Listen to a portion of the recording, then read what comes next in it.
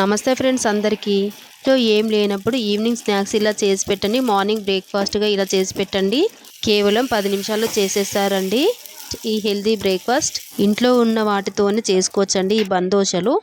1కి 2 తింటారండి, అంత టేస్టీగా ఉన్నాయండి. అస్సలు మిస్ అవ్వకుండా ఎక్కడ స్కిప్ చేయకుండా చూడండి ఫ్రెండ్స్, అప్పుడే అర్థమవుతుంది. ఫ్రెండ్స్, ఈ వీడియో చూసే వాళ్ళు కొత్త వాళ్ళైతే లైక్ సబ్స్క్రైబ్ చేయండి ప్లీజ్ ఫ్రెండ్స్. ముందుగా ఒక బౌల్ పెట్టుకొని 1 కప్పు రవ్వ, బొంబాయి రవ్వ, ఉప్మా రవ్వ కూడా అంటారండి, వేసుకోవాలి. 1 కప్పు పెరుగు వేసుకోవాలి. 1/2 కప్పు వాటర్ పోసుకోవాలండి. ఇప్పుడు ఈ మిశ్రమాన్ని మంచిగా కలుపుకోవాలి. ఈ విధంగా ఉండలు లేకుండా లూజ్గా ఇలా మంచిగా కలుపుకోవాలండి.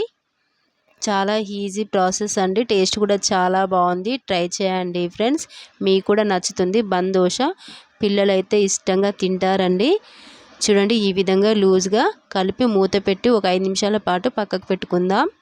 5 నిమిషాల తర్వాత ఇప్పుడు మిక్సీ జార్ తీసుకొని మిక్సీ పట్టుకుందామండి. ఈ మిశ్రమాన్ని మొత్తం వేసుకొని మిక్సీ జార్లో ఇప్పుడు మూత పెట్టి మెత్తగా మిక్సీ పట్టుకోవాలి.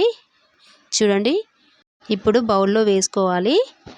ఈ మిశ్రమాన్ని ఇలా వేసుకున్న తర్వాత ఇప్పుడు కట్ చేసి పెట్టుకున్న ఆనియన్ ముక్కలు వేసుకోవాలండి.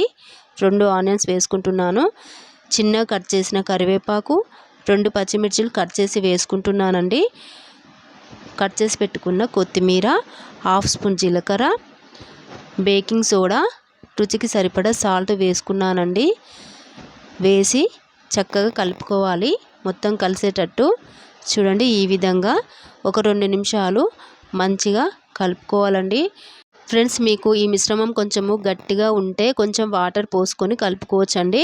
ఇప్పుడు బందోశలు వేసుకోవడానికి చిన్న కడాయి తీసుకున్నానండి. ఇలాంటి చిన్నది స్టవ్ పైన పెట్టేసి ఆయిల్ పోసేసి ఆయిల్ వేడైన తర్వాత ఇలాంటి లోతు గరిటెతో ఇలా పోసుకోవాలండి. లో ఫ్లేమ్లో పెట్టి మంచిగా కుక్ చేసుకోవాలండి. అప్పుడే మంచిగా వస్తాయండి, ఫ్లఫీగా వస్తాయి బందోశలు. చాలా బాగుంటాయి, టేస్ట్ కూడా లోపల మొత్తం సాఫ్ట్గా ఉడికిపోతుంది. ఇలా తిప్పేసుకోవాలి. చూడండి ఫ్రెండ్స్, రెడీ అయ్యింది బందోశ. ఇప్పుడు ప్లేట్లో వేసుకోవాలి. ఇదే విధంగా బందోశలు వేసుకోవాలండి.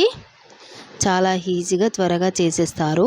ఫ్రెండ్స్, మన ఛానల్లో మంచి వీడియోస్ ఉన్నాయి, ఈజీగా చేసుకునే కుకింగ్ వీడియోస్ ఉన్నాయండి. చూడండి ఫ్రెండ్స్, మీకు నచ్చితే లైక్ చేయండి, సబ్స్క్రైబ్ చేయండి, మీ ఫ్రెండ్స్కి ఫ్యామిలీ మెంబర్స్కి షేర్ చేయండి. ఫ్రెండ్స్, నా ఛానల్కి సపోర్ట్ చేయండి. ఈ బందోశలు చేసేటప్పుడు స్టవ్ పెద్దగా పెట్టి చేయకూడదు, లో ఫ్లేమ్లో పెట్టాలండి. స్టవ్ చిన్నగానే పెట్టి ఈ బందోశలు చేసుకోవాలి, అప్పుడే చక్కగా ఉడికిపోతాయి. వేడివేడిగా తింటే చాలా బాగుంటాయి ఫ్రెండ్స్ ఈ బందోశలు. లోపల సాఫ్ట్గా, పైన క్రిస్పీగా చాలా బాగున్నాయి. టేస్ట్ కూడా అదిరిపోయిందండి. తిన్నా కొద్దీ తినాలనిపిస్తుంది.